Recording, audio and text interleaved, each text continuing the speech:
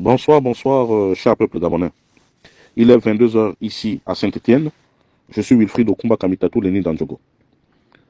Ce soir, je vais m'adresser à Monseigneur Jean-Patrick Ibaba, l'archevêque de Libreville, président du directoire du dialogue national inclusif. Monsieur le président du dialogue, c'est avec tristesse et désolation que je viens d'apprendre ce soir que les membres de la diaspora qui sont venus, qui sont à Libreville pour participer de manière efficace à la construction de notre pays, ont été conduits au B2 pour signer ce qu'ils appellent dans leur jargon un pacte de non-agression. Un pacte de non-agression. Et ces derniers auraient reçu pour cet acte de mauvaise foi et de haute trahison les sommes de entre 2 et 3 millions de francs CFA. Pour que pendant le dialogue et après le dialogue, ils ne parlent pas, ils ne disent rien. Mais c'est le moment aussi de m'adresser aux membres de la diaspora, de toute la diaspora, tous ceux qui sont allés au dialogue. Je pensais que vous alliez là-bas défendre nos positions, défendre le combat, essayer d'affirmer le combat que nous avons mené depuis 14 ans pour certains et depuis 67 pour d'autres, contre les bongos et le PDG. Malheureusement, aujourd'hui, pour 4 500 euros, 3 000 euros, vous vous êtes fourvoyés. Ceux qui sont allés au B2, ceux qui savent qu'ils ont été reçus au B2, je connais vos noms, je sais qui est parti. Je n'ai pas envie de vous salir sur les réseaux sociaux. Je vous demande instamment d'aller restituer les fonds que vous avez pris, avant que cette affaire-là ne prenne des proportions inquiétantes. Le deuxième point, c'est celui relatif aux assassinats, à l'agression qu'a connue le QG de M. Jean-Ping en 2016. Depuis hier, l'un des acteurs de cette barbarie, à la personne du général Edouard Tchioba, qui bénéficie d'un statut particulier en ce moment au sein de l'armée, puisque étant retraité, je crois qu'il est sous contrat aujourd'hui, il a eu le grade de général. M. Tchioba devient bavard. Et nous avons des enregistrements où il commence à parler, parce qu'il craint désormais pour sa vie. Il reconnaît que oui, ils sont allés bombarder le QG de M. Jean-Ping, ils ont tué des gens, c'est une certitude, mais dans son homélie, dans son audio, il est clair, il dit qu'il recevait les instructions du ministre de la Défense de l'époque en 2016, il se reconnaîtra. Il recevait les instructions du ministre de l'Intérieur de 2016, il se reconnaîtra. Il recevait les instructions de Mme Marie-Madeleine Bolancho, elle se reconnaîtra. Et il dit qu'il ne peut pas aller en prison seul. Il sait avec qui il a travaillé et il est prêt à collaborer. Donc, ceci étant, Monsieur le Président de la Transition, vous avez déjà cette information. Je sais que vous avez survolé la zone de Bigoumier. Vous avez remarqué qu'il y a un talus. C'est sous ce talus-là que les scoles sont ensevelis. Donc, Monsieur le Président, vous avez une obligation morale vis-à-vis du peuple gabonais. Vous avez promis rendre à ce peuple-là sa dignité. Aujourd'hui, M. Tchioba, il serait souhaitable que ce dernier soit suspendu de ses fonctions et se mette à la disposition de la justice, ainsi que ceux-là qui ont participé à ce carnage.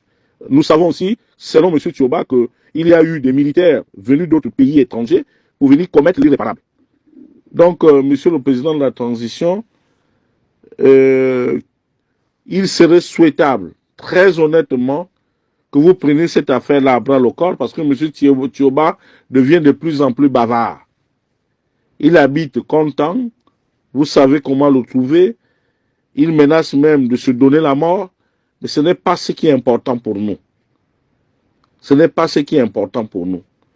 Et Monsieur le Président de la Transition, c'est dommage que, malgré la bonne organisation, parce que je sais qu'au niveau des thématiques, selon les informations que j'ai, il y a eu un travail de fond qui a été fait. Vous pêchez aujourd'hui au niveau de ce dialogue-là par rapport à l'organisation, qui est très mal faite, et je ne suis même pas sûr que lundi, les gens puissent commencer ce dialogue. Monsieur le Président de la Transition, vous devez absolument ouvrir une enquête concernant la corruption active des forces de sécurité, des membres des militaires du B2 vis-à-vis de les membres de la diaspora. Ils se reconnaissent, ils savent que je connais. S'ils continuent de vouloir nous passer en bourrique, ce n'est pas la peine. Ceci étant, chers membres de la diaspora, dans sa pluralité, nous n'avons pas besoin de compter sur ceux-là qui sont en ce moment à Libreville. Je sais que le docteur Bruno est là, Franck Ditengu et quelques autres sont encore ici. Ils ne sont pas mêlés à cette féronie. Mais ceux qui sont en ce moment à Libreville, ils se reconnaîtront, ils ont touché entre 2 000 et 3 000 euros. Ça, c'est l'argent de poche qu'on leur a donné pour si peu. Alors que pour certains, ce sont des professeurs émérites d'université. Je ne comprends pas qu'on puisse tomber aussi bas. Donc, sincèrement, Monseigneur Ibaba, vous êtes un homme de Dieu. Je vous prierai de vérifier cette information et de prendre toutes les précautions possibles pour que ce genre de choses-là ne puisse pas perdurer. Parce que si nous voulons construire un pays, il faudrait que les gens parlent. Il faut que les gens se parlent.